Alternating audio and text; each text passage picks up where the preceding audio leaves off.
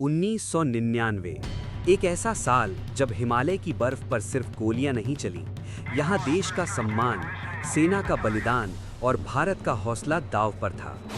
ये कहानी है कारगिल वॉर की, जहाँ पाकिस्तान ने पीठ पे वार किया और भारत ने सामने से इतिहास लिख दिया।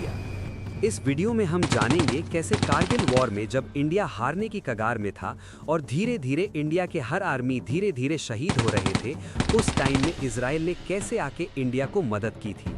इंडिया ने पाकिस्तान को कैसे मुंह तोड़ जवाब दिया था और इसके बाद पाकिस्तान की सेना कैसे दुम दबा के कारगिल छोड़ के भागने लगे। तो वीडियो में बने रहिए। आइए जानते हैं वॉर की शुरुआत कैसे हुई थी। हर साल विंटर में इंडियन आर्मी कुछ फॉरवर्ड पोस्ट्स खाली करती थी। पाकिस्तान ने इसी मौके का फायदा उठाया और साल 1999 में पाकिस्तानी आर्मी के नॉर्दर्न लाइट इन्फेंट्री और कुछ टेररिस्ट ग्रुप्स LOC क्रॉस करके इंडियन टेरिटरी में घुस गए। पाकिस्तान ने पहले झूठ बोला, ये लोकल मिलिटेंट्स हैं, पाकिस्तानी आर्मी नहीं, लेकिन बाद में डेड बॉडीज, डॉक्यूमेंट्स और रेडियो इंटरसेप्ट से सच बाहर आ गया। पाकिस्तान इसीलिए इंडिया पे कब्जा करना चाहता था क्योंकि 16 दिसंबर 1971 को जब पाकिस्तान इंडिया से बुरी तरह से हारने के बाद बहुत बौखलाया हुआ था। 1999 में जब परवेज मुशर्रफ आर्मी चीफ के खड़े हुए थे, तब कहा था कि अगर मैं पाकिस्तान का आर्मी चीफ बन गया तो पहला अटैक इंडिया पे होगा। हुआ वही, परवेज मुशर्रफ आर्मी चीफ बने और पहला अटैक प्लानिंग इंडिया के लिए हुई। इस बारे में उसने अपने प्राइम मिनिस्टर नवाज शरीफ को भी नहीं बताया था। पाकिस्तान का मेन टारगेट था कि LOC पर कब्जा करके लद्दाख, श्रीनगर, जम्मू एंड कश्मीर को इंडिया से अलग कर देंगे, लेकिन उनका सपना सपना ही रह गया। पाकिस्तान टाइगर हिल पर कब्जा करना चाहता था क्योंकि वो जानता था अगर टाइगर हिल और LOC उनके पास आ गया तो, क्योंकि टाइगर हिल बहुत ऊपर है, अगर इंडियन आर्मी यहां तक पहुंचने की कोशिश करे तो आसानी से न्यूट्रलाइज किया जा सकता है। इस बात की खबर जब उस वक्त के इंडिया के current prime minister Atal Bihari Vajpayee को ये सब पता चला, तब ऑपरेशन विजय लॉन्च किया गया। टाइगर हिल, टोलोलिंग, बतालिक जैसे टफेस्ट एरियाज में हमारे आर्मी जवानों को भेजा गया। क्योंकि पहाड़ी की चोटी पर दुश्मन बैठे थे तो वहां तक पहुंचने के लिए रात के वक्त को चुना गया।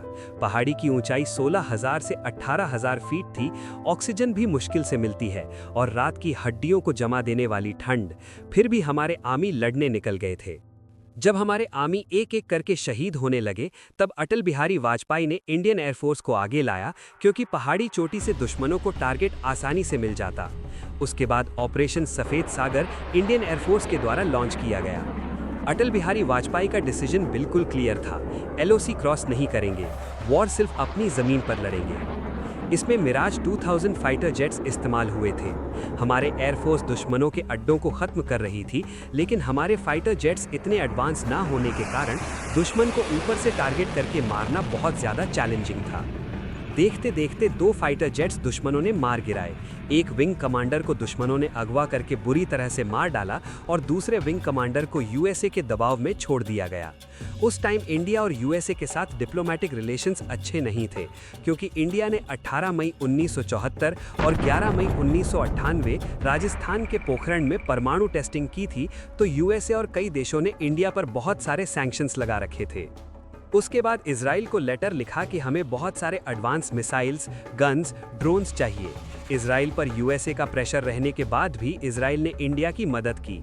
वो तुरंत जिस दिन डिलीवरी की डेट थी उससे 2 दिन पहले ही सारे इक्विपमेंट्स भेज दिए और इंडिया उन एडवांस्ड इक्विपमेंट्स को अपने जेट्स में फिट नहीं कर पाएगा, ये जानकर इजराइल ने अपनी टेक्निकल टीम को भी भेजा था।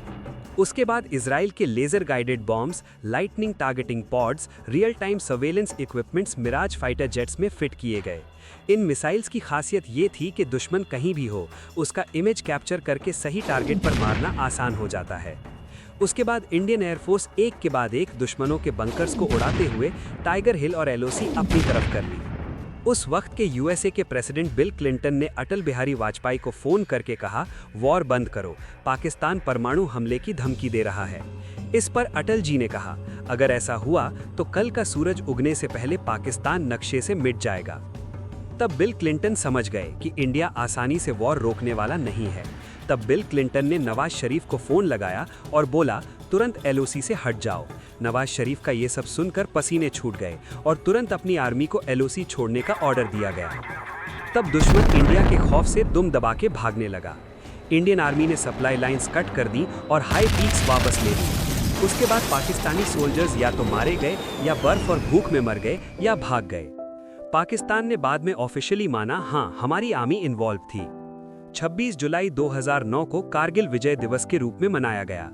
इंडिया ने सारी ऑक्यूपाइड पोस्ट्स वापस ले ली, इंटरनेशनल रिस्पेक्ट जीता और इस वॉर में 527 इंडियन सोल्जर्स शहीद हुए। उनका बलिदान आज भी भारत याद रखता है। ये सिर्फ जंग नहीं थी, ये भारत की सेना के खून से लिखी हुई कहानी थी। कारगिल ने हमें सिखाया, भारत शांति चाहता है, पर अगर युद्ध थोपा गया तो इतिहास लिखने वाला होता है। अगर आपको ये कहानी पसंद आई हो तो लाइक, शेयर और सब्सक्राइब जरूर करें। कमेंट में लिखिए जय हिंद।